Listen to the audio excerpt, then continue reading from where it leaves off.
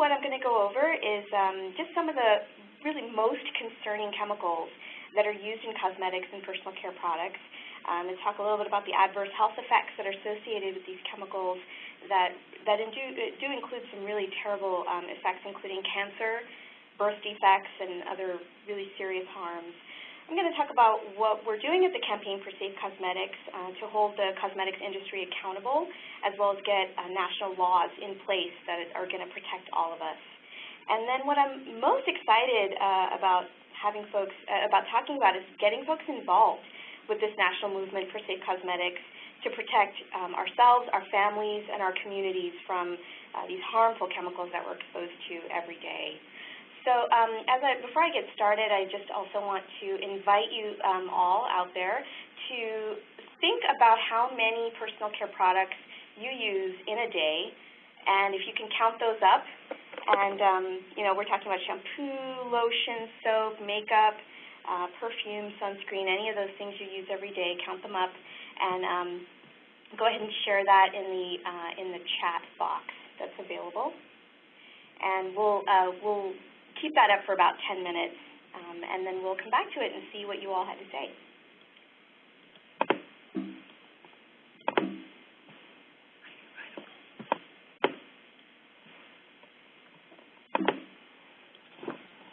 Okay.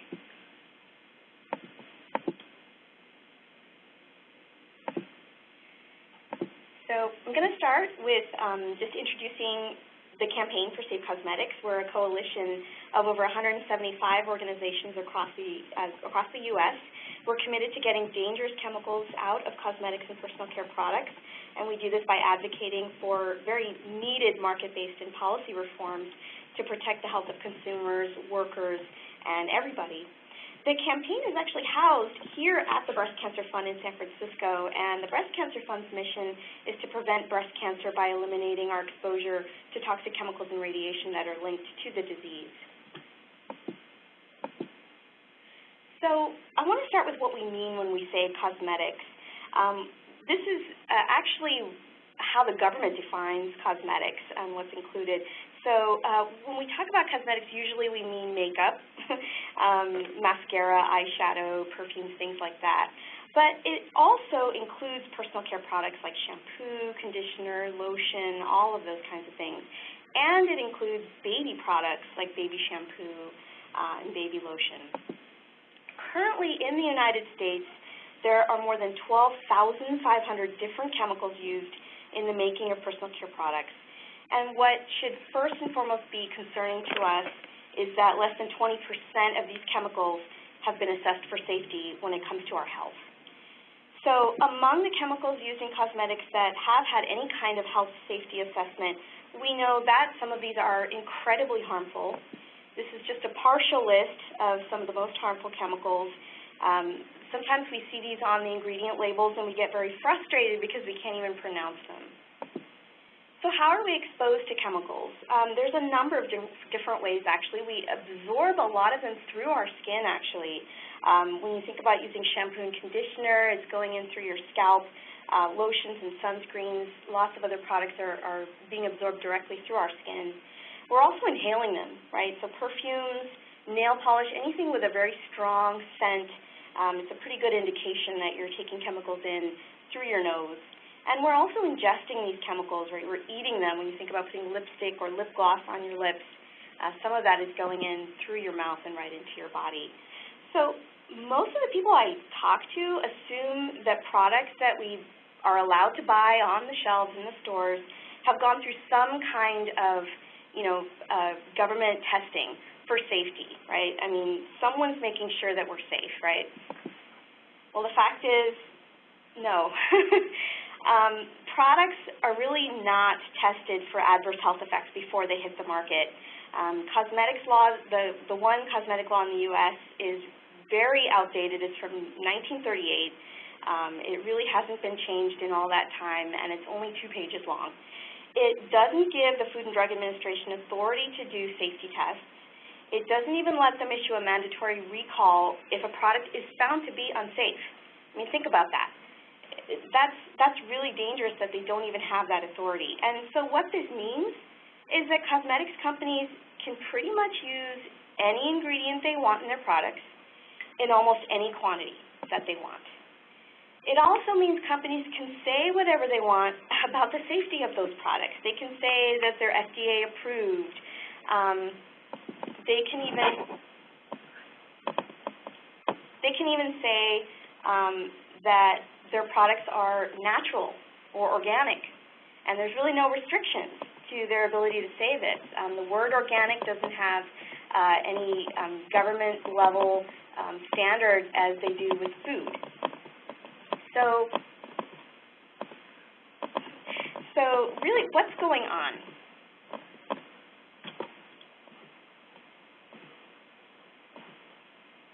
What's going on? The chemicals that are used, that we're using in these products every day, why are we so concerned? Well, because first of all, the average woman uses about 12 products a day. This is the adult woman in the U.S. And what that means is we're exposed to over 175 distinct chemicals every day. And I want to start by just giving an overview of some of the emerging science related to chemicals called hormone disruptors. I'm going to get back to this in a moment, but when we're talking about some of the most harmful chemicals, we're usually talking about carcinogens, right, the cancer-causing ones. Well, hormone-disrupting chemicals can be incredibly harmful too, and the reason is that they're interrupting our body's natural hormones. They're interrupting the hormones in reproductive development, thyroid functions, right, estrogen, progesterone, thyroid hormones that regulate metabolism. All of these are being affected by these hormone-disrupting chemicals. So I'm going to talk more in a bit about some of them, but they include things like phthalates, triclosan, parabens. And so I just want to tell a few stories about some of the most harmful chemicals. And I want to start with carcinogens in baby products. So back in 2009, many of you may remember that the campaign tested the contents of dozens of baby bath products from different manufacturers, and what we found is that most of them contained formaldehyde and another chemical of concern called 1,4-dioxane. Formaldehyde is a cancer-causing chemical. It's also known to cause allergic skin reactions like rashes, and so we really should be concerned when we're using them with our babies. How did formaldehyde get into these products? Well, because manufacturers are using ingredients that we call formaldehyde-releasing chemicals. These are mostly used as preservatives, and you can see some of them there. Quaternium 15 is kind of a smoking gun when it comes to formaldehyde, but there's others that you see there. And so these are actually preservatives that are releasing formaldehyde into the container over time. And in the U.S., there are no restrictions to the levels of formaldehyde allowed in these products. There's no requirement to test products that are made with these formaldehyde-releasing chemicals for possible contamination. And companies don't have to say on the label that the product might contain formaldehyde. So we're using these on our babies, remember. And then the other chemical I want to talk about here is 1,4-dioxane. It's also cancer-causing, and in fact, it's been linked with an increased risk for breast cancer specifically, what we call a breast carcinogen. And 1,4-dioxane is also not going to be on the ingredient label if it's in the product, because it's what's actually a byproduct of the manufacturing process. So what's happening here is that manufacturers are treating these chemicals. They're trying to make some chemicals less harsh to the skin, and so they're adding a chemical called ethylene oxide to the process in order to make an original chemical less harsh, and that whole process is creating 1,4-dioxane as a byproduct. So products that, the kinds of products that create suds like shampoos and liquid soaps, bubble baths, these can all be contaminated with 1,4-dioxane. And so I wanted to list just some specific ingredients you can watch out for. And basically we're talking about anything with PEG or S in them. So some of you have heard of sodium lauryl sulfate, also anything like PEG, PEG stearate, Zeteris 20, any of these things, there's going to be a risk of 1,4-dioxane contamination. And we also need to remember these are not going to be on the ingredient label. We only know it because we do product testing. And children are especially vulnerable, right? These are not just small adults. These are the most vulnerable members of our world, and we need to be protecting them better. Parents have a right to know what chemicals are in the products that they buy. They have a right to expect that the products sold for use with children are as pure and safe as they can be. And so I wanted to talk about a success. You know, we, at the campaign, we work very hard, and those of you who count yourself as supporters of the campaign for Safe Cosmetics have worked very hard alongside with us, putting pressure on these companies to get these carcinogens out. Well, one of the iconic products that we tested in our early testing process was Johnson's baby shampoo, and we found that it contained both formaldehyde and 1,4-dioxane. And most of us have used this product at one point in our lives, either on our own kids or it was used on us when we were kids. Well, thanks to thousands of you calling on Johnson & Johnson to clean up their act, the company announced back in 2011 that it's going to reformulate all of its baby products worldwide to get the chemicals, these carcinogens, out by the end of this year, 2013. So that's a huge victory, and I want to thank all of you out there who took part in making that happen. So it's also important to remember, though, that these ingredients that I talked about are used not just in baby products, but lots of other products as well, products that adults use, women, teens, men, also men's products. And so we continued our dialogue with Johnson & Johnson. And just last year, the company committed that they're going to remove a number of harmful chemicals, including these carcinogens, from all of their products worldwide by 2015. So this move is really critical, right? This is the first industry giant to make such sweeping product changes and become the industry leader. Are they doing everything? Are they getting all the harmful chemicals out? No. But it's a huge step in the right direction. And so we're calling on the other cosmetics giants to do the same. And I'm going to talk more about that later on.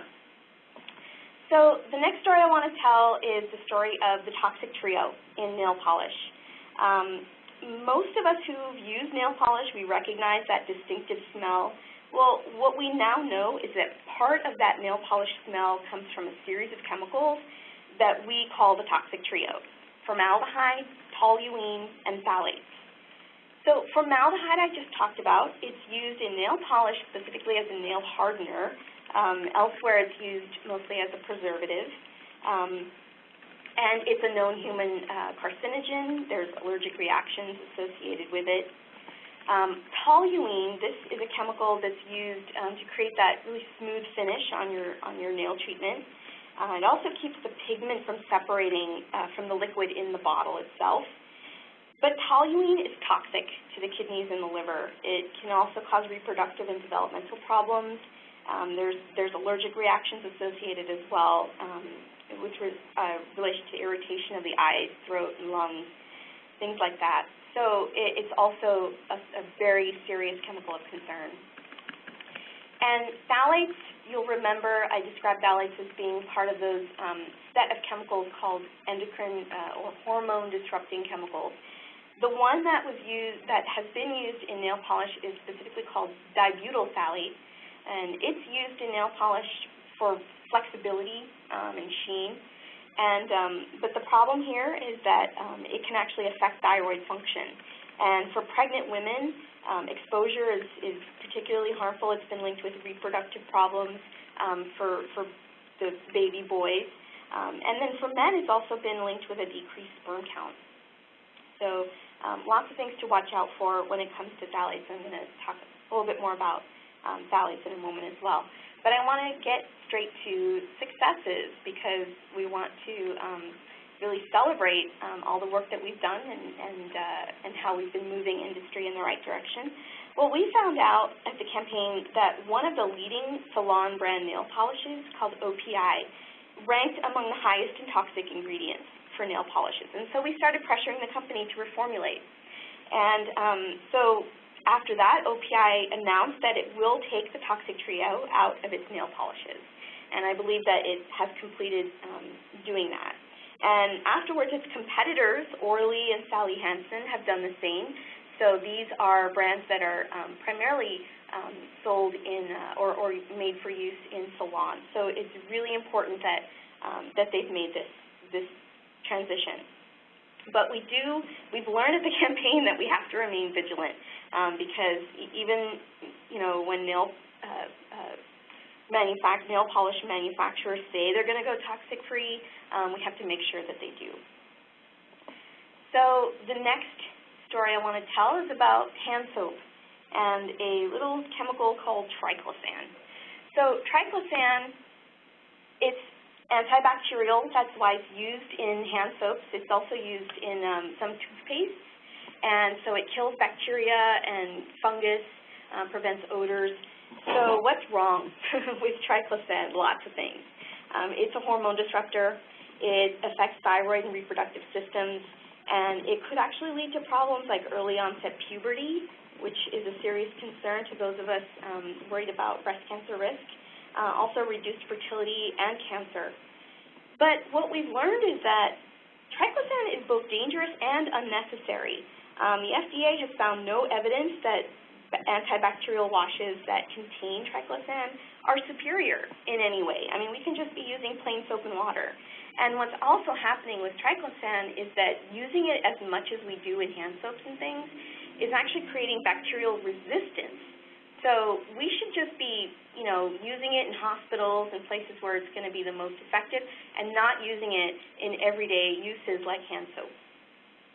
And it's also ending up in the environment, and so it's getting into algae, it's getting into fish species and things like that.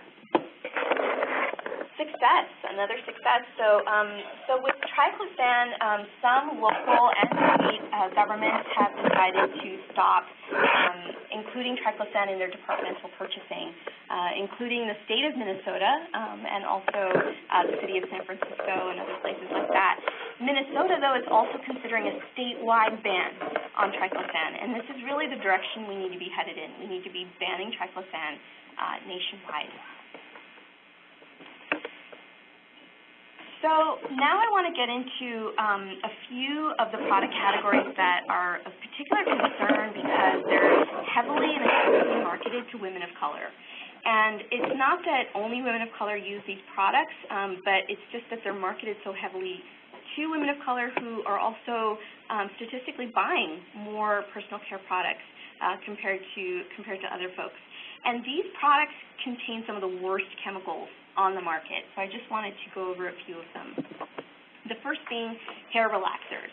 Hair relaxers, for those of us with, myself included, have very curly hair, and I have in the past used hair relaxers, and we know how strong it smells and how toxic it smells. But one of the ingredients that is often used in there is placenta.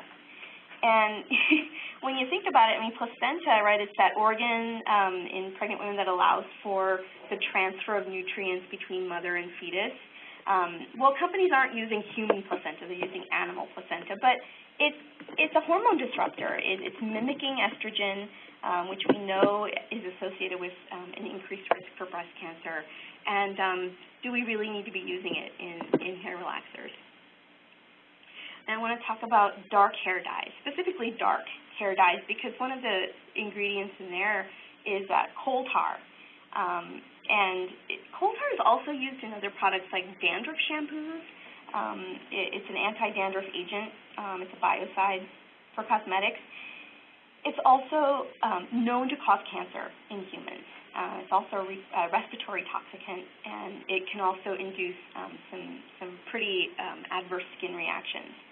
So, we need to be careful about ingredients like coal tar. I mean, this is really something that's coming out of the petrochemical industry. Do these ingredients need to be in our products? And then I want to talk about skin lightening creams. For those of us with dark skin or with different pigment issues that we use these skin lightening creams for, one of the chemicals to really watch out for is hydroquinone. And the reason is because hydroquinone, it works as a skin lightener because it decreases the production of melanin pigment in the skin. But what that's doing is it's increasing our UV exposure, and so it's increasing our skin cancer risk. So that's a long-term health effect that we need to watch for. But a more immediate health effect for certain folks is this condition called ochronosis. It's a skin condition where the skin becomes dark and thick. So, it's actually doing the opposite of what these products are claiming to be for. And in fact, the FDA is considering a ban on over-the-counter preparations that include hydroquinone, but so far that hasn't been done yet, so we need to be vigilant. And then the last thing I want to talk about in terms of stories here is fragrance. And I put that in quotes because what the heck is in there? We don't know. When we talk about fragrance, we are talking about perfumes, colognes, and body sprays. But we also are talking about any of the products that have fragrance on the ingredient label. So anything from shampoo, lotion that say fragrance.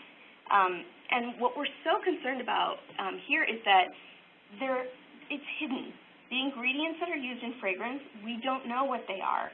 That can be dozens or even hundreds of different chemicals that aren't disclosed. So just some of these, again, we're going back to hormone disruptors. Some of these chemicals that when we did some product testing of some fragrance brands, we found some chemicals that have been linked with an increased risk of breast and prostate cancers, also chemicals linked with reproductive toxicity, as well as chemicals that are predisposing us to thyroid disease and obesity and other kinds of serious problems. And in fact, another really serious problem, and I do want to call attention to this, is a lot of the chemicals used in fragrance are allergens. One of the founding organizations of the Campaign for Safe Cosmetics, Women's Voices for the Earth, just recently issued a report called Secret Sense, where they pointed out millions of people in the U.S. are sensitized to some of the most common fragrance ingredients. And, this is very serious. Anyone who is sensitive to fragrance knows that, it's exacerbating asthma and eczema. It's causing contact dermatitis. It really is a miserable condition for those folks who suffer from it. And just to top it all off, when I say disclosure is not required, is because industry is protected by trade secrets. That the ingredients of fragrance, they shouldn't have to disclose them because they're going to lose competitive advantage. And so they get this extra level of protection where they don't have to tell us what's in the fragrance. And that is incredibly concerning. So, at this point, I just want to go back to the fact that, it points to we need to be putting continued pressure on manufacturers to take the most harmful chemicals out of these products. We know it can be done. There's really no excuse for continuing to use things like carcinogens and other toxic chemicals in these products. Now, I want to take a step back and just, for anyone who's getting really, concerned out there hearing about all these chemicals, using a product once that, might contain one of these chemicals, it's really unlikely that it's going to cause cancer. But what we're looking at is the fact that small amounts of these chemicals that we're exposed to every single day are adding up to some big harm over the course of our lives and in our society. And I want to point out, again, we're here at the Breast Cancer Fund, and many of you joining might be particularly interested in learning about risks for breast cancer. Well, this is something to be concerned about. First and foremost, early life exposures, right? Babies in the womb, fetuses in the womb are exposed to chemicals before they're even born.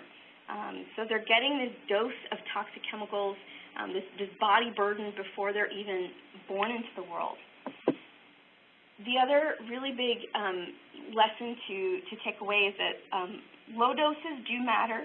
Size of the dose does matter, especially with the hormone disrupting chemicals I talked about. Some of these are actually more harmful at the lower dose than at a higher dose.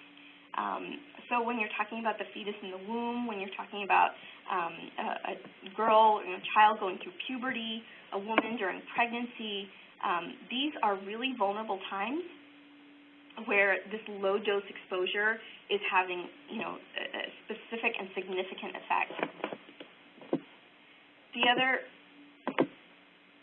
Another important thing to keep in mind is mixtures, right? We're not just exposed to one chemical at a time. We're exposed to multiple chemicals from a number of different sources, from all of our different cosmetics products, but also cleaning products, flame retardants and furniture, for out in the environment. There's ambient pollution. There's so many sources of chemicals we're exposed to that all of these things are mixing and combining and really adding up. Some of the chemicals are actually building up. They're accumulating in your body. They're not breaking down, and so you're carrying this body burden of chemicals wherever you go. And then finally, on this note, I just want to talk about how each person is special, how these chemicals are interacting with your body specifically is going to differ, and you will be exposed to different things than the person next to you.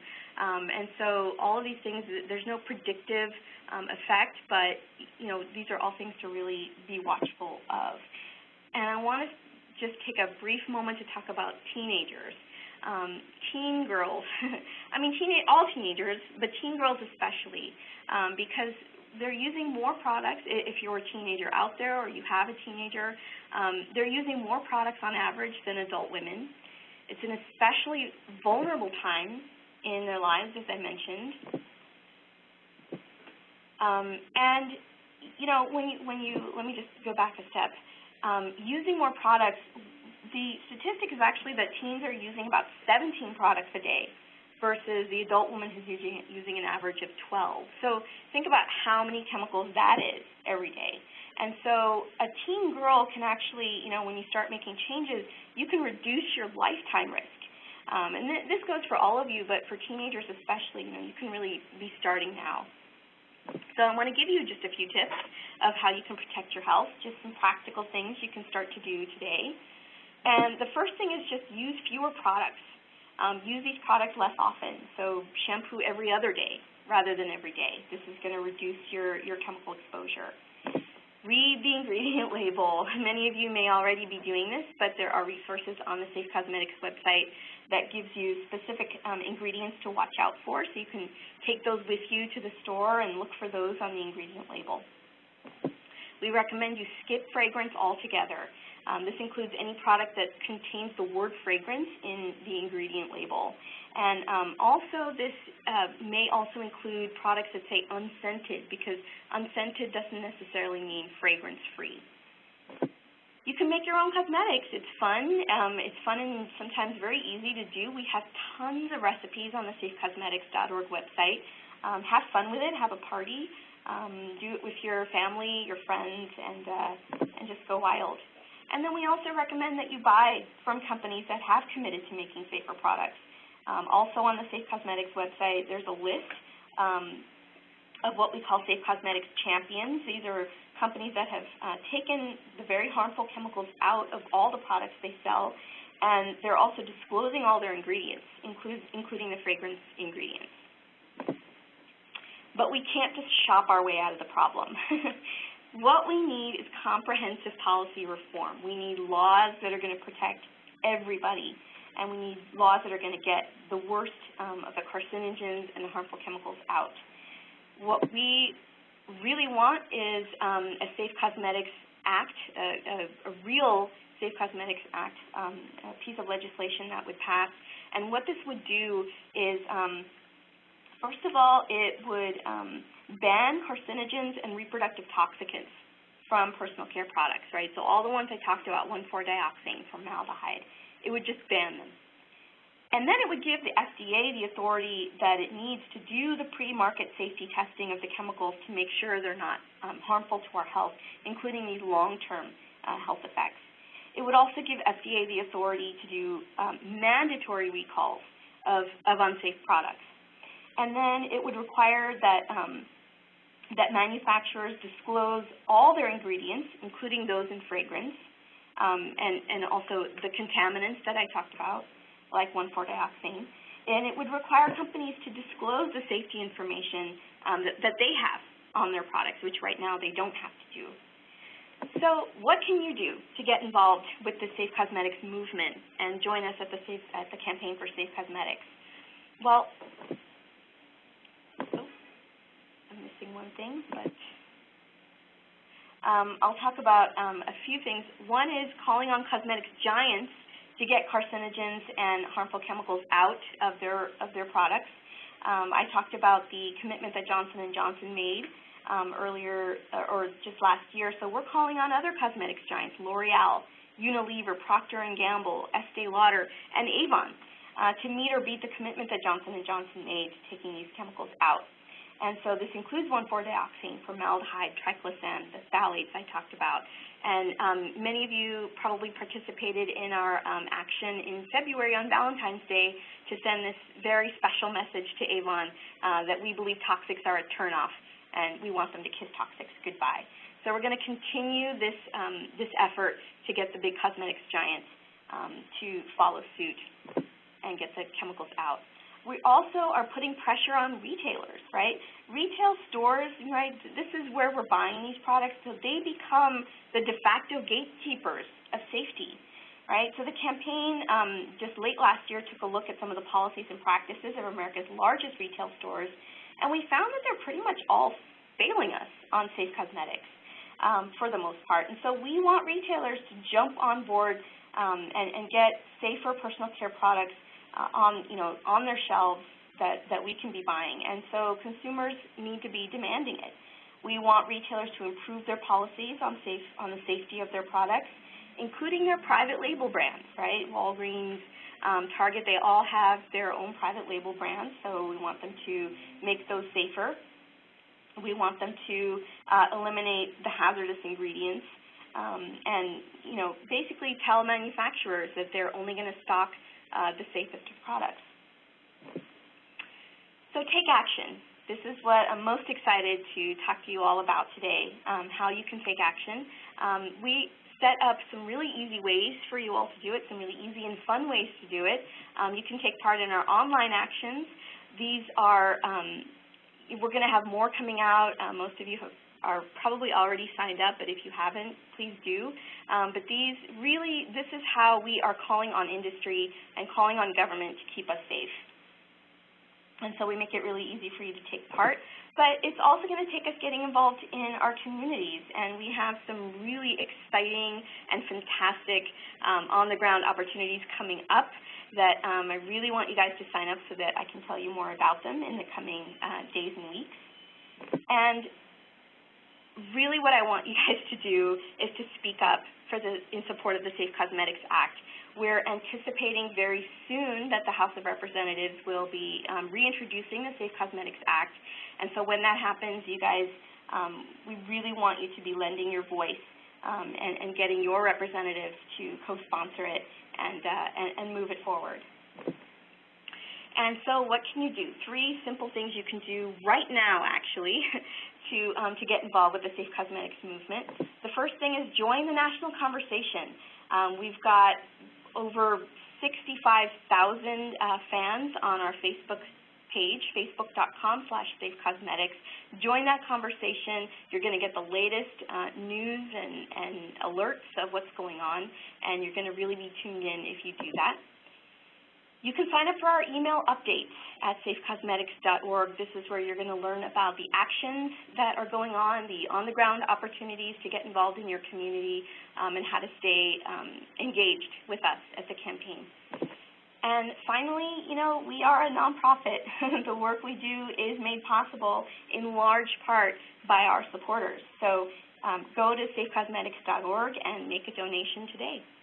And I'll leave it there and open it up to questions.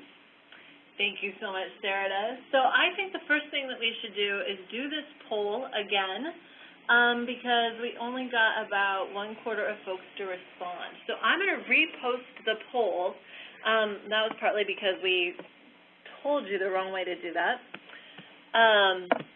And I'm going to go ahead, and you can see me saving stuff.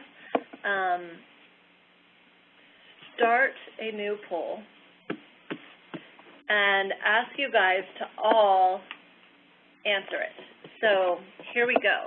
Think again about your product number, and once I make this live, please type it in there. Now, we have about 120 people on this call today, so my goal is that 100 of you will answer this polling question, because this is the first time we've ever used polls, so please make me want to do this again, okay? So it is open, and I want to watch those numbers go up. I feel like I'm like on NPR now or something like that in fundraising. Now, this will give us just a moment to scan a number of the questions that have come through. So, you know, we've got a whole bunch of those that are not just about sound quality and not being able to log in. So let me go ahead and scroll down and have a peek at some of those questions. Okay, so looks like we've got lots of people getting numbers in the poll. Some people are having some problems with the poll. You know what, it's the first time we're using it, so we're going to just kind of go with how that is, and I'll try to explore after this what's up, because it looks like most people are being able to type it in. So, okay, so I had a question up here above. We're going to talk questions while those polls kind of go. One of those was, what about harnessing the power of the media? And someone asked about hearing stories all the time about different products on Oprah and Dr. Oz and Katie Couric. And so what happens when we hear those stories? Are there things people can do to respond to some of these major talk show hosts and thought leaders talking about cosmetics? Absolutely. That's a really great and important question. You know, we've been, the Campaign for Safe Cosmetics has been around nearly 10 years, and in that time, you know, we've really gotten the word out. I think the turnout to this webinar is testament to just how informed people are now about chemicals in their personal care products. Unfortunately, that hasn't necessarily translated to some of the bigger media outlets and talk show hosts and things like that who are trying to keep things interesting. We have had some great media coverage of reports that we put out and actions that we've taken through the New York Times or Forbes and things like that. But folks like Oprah and Katie Couric, it's really disappointing that they haven't really responded as much as we'd want them to. And so I would encourage all of you, when you, if you see a program where they're talking about products that you're unsure whether those products are safe, or you know for a fact that they contain ingredients of concern, write to those shows and tell them, hey, have you guys looked at or checked out the Campaign for Safe Cosmetics? Have you guys, thought about chemicals of concern in these products before, having these guests talk about them? I believe it was a Katie Couric show recently where there was a dermatologist on responding to how, these chemicals aren't that bad. They're in such low doses. They're not really a problem. Shampoo is not unsafe because your hair is dead. Things like that, which we know, shampoo is being absorbed through your scalp. It's, there's a reality out there that these folks need to hear, and the experiences of folks out there, probably including folks on this webinar who've joined, who are experiencing the real-world health effects, who have contracted cancer or who have severe allergic reactions to fragrance ingredients and things like that. They need to be hearing from you, because those are the real-life stories that put a face on this issue. Excellent. Great answer.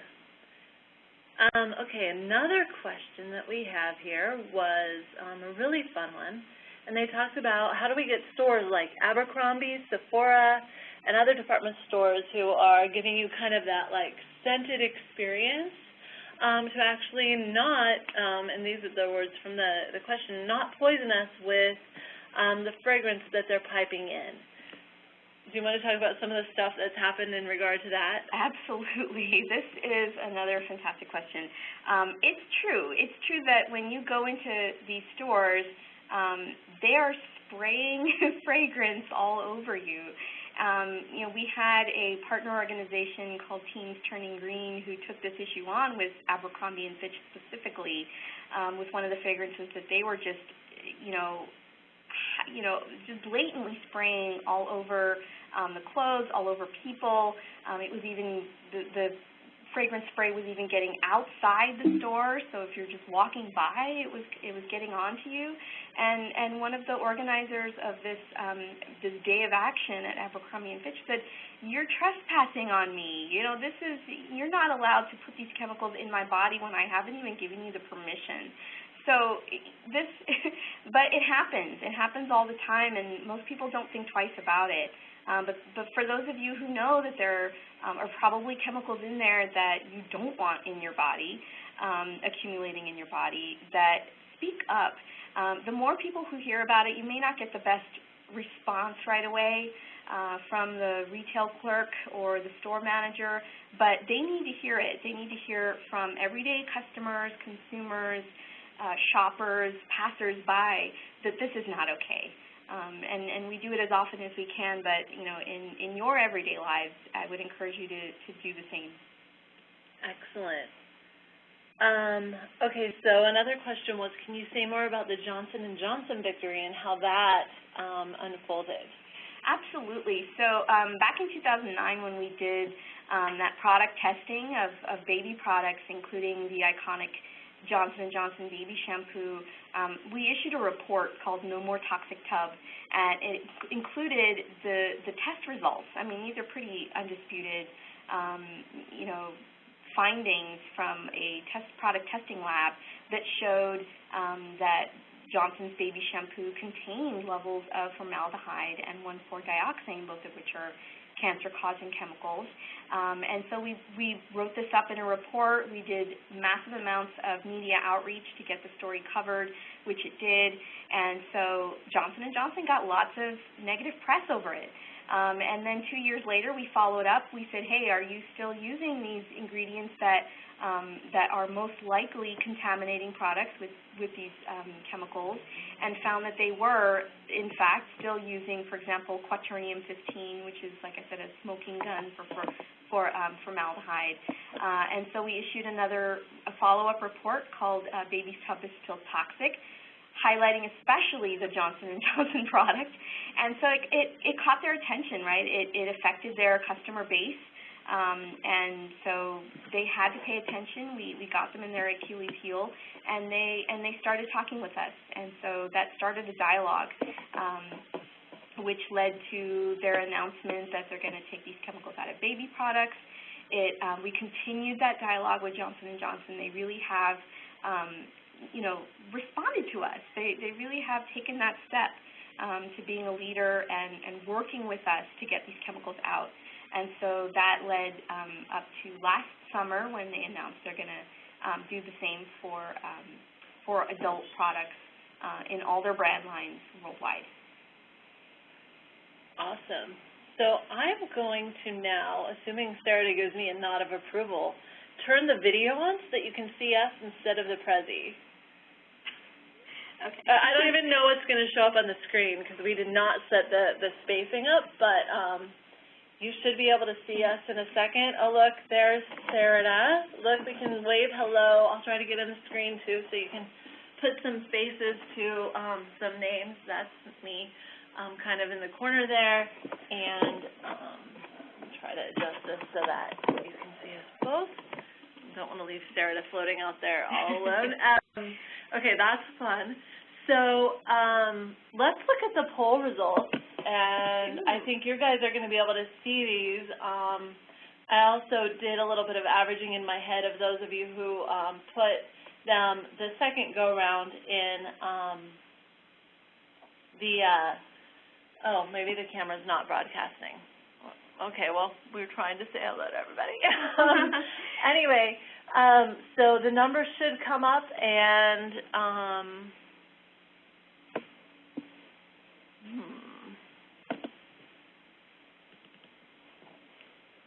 maybe you guys can see it. I can't see it. Well, that was an interesting. Oh, good. People can see us. Okay, good. Oh, great. Does anybody see the poll results, and can you type in the chat box what the number is? We can see it 115. Okay, that's just how many people answered it. Okay, we did not get. Okay, well, our question didn't work very well. Thank you so much, everybody. We will try that again another time. I think the average was somewhere between 12 and 14. I got quite a few numbers that were very different, ranging anywhere from 5 to about 24. But the average in my head was somewhere around 12 or 13. So does anybody have any additional questions for Sarada or for me? Thank you all so much for being so active and chatting back to us so that we can do that. Okay, our video is working, so we shall not make too many funny faces. Okay, let's see. Can we share the slides with us?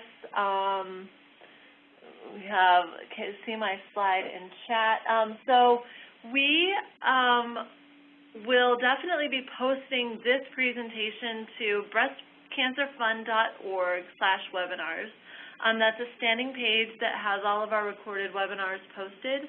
Right now we have our Breast Cancer and Environment 101 on there, as well as a chat we did with author Susan Frankel, who is the author of a book called Plastics. So if you want to look at a totally different issue and sort of see the story around plastics, you can also learn about that experience. And this one will also be recorded and posted on that website probably in a week or two. It takes us a while to convert it. And you said, can you get an email to notify you when it's posted? Absolutely. Probably what we'll do is post that, and we'll send you an email in the next day or two, letting you know where that will be, and then we'll try to send you one as soon as we get that uploaded as well. I'll talk before we close about the remaining webinars. So we have a question about the EU, which prohibits the use of certain chemicals and cosmetics that are allowed in the United States. I believe, if my memory serves, that they don't allow about 110 chemicals, whereas the U.S. has banned about 11. No, it's about 1,100, right? The EU has banned over 1,100 different chemicals from use in cosmetics. In the U.S., it's between 9 and 11, depending on how they group certain categories of chemicals. Okay. So are there ways that, the question is way up above, are there ways that we could leverage the EU legislation to maybe push forward stronger legislation in the United States? Well, and that's been our strategy. I mean, when the EU, what they call their cosmetics directive went into effect, that's exactly what we looked to. We said, hey, that's exactly what we want here. Why should products that are being sold in Europe that don't have these harmful chemicals, the same manufacturers can sell them here with the harmful chemicals? That makes no sense. And so that's really been a very strong leverage point that we've been using to advance the Safe Cosmetics Act, which is the most comprehensive safe cosmetics legislation that we could want. And so that's been our strategy as far as policy reform goes. Great, yes. And when back in the day, from about 2003, I think it was, through 2011, when we did the Compact for Safe Cosmetics, the first and foremost foundational piece for the Compact was that companies were not using any of those 1,100 products or chemicals banned in the EU. So that was kind of like even to sign the Compact, we asked them to do that. And then, of course, they had to advance even further in order to become champions and innovators on that list. So it's a mirror in terms of which way I need to go to stay in this stage. I wanted to interject because I saw a question earlier about whether the science that we're talking about is backed up, especially the product testing results, and those are backed up. They're all listed in the reports that I mentioned, No More Toxic Tub, as well as other reports to do with fragrance and things like that. They're all on the safecosmetics.org website under reports. And then in addition, of course, and I have actually a reminder here to invite people to read the State of the Evidence, which is the Breast Cancer Fund's summary of the evidence linking breast cancer and the environment. And we do have a section in there on cosmetics that is cited with the peer-reviewed literature and all of the academic articles that address this issue. Another recommendation was to invite people to read The Falling Age of Puberty, which is a rather old report now in 2007, but it does talk about data pointing to the falling age of puberty and why that might be. And I would also make a plug for the recently released rather hefty report at 270 pages by the Interagency Breast Cancer and Environmental Research Coordinating Committee, which does cover some issues related to safe cosmetics and comes up with 7 different recommendations for the federal government to better address environmental links to breast cancer specifically.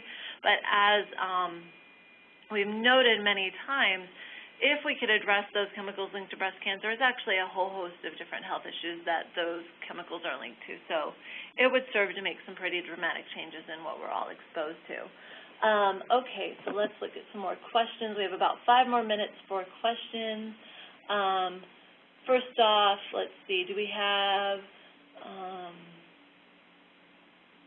are there reproducible flyers? This is a good one for getting involved.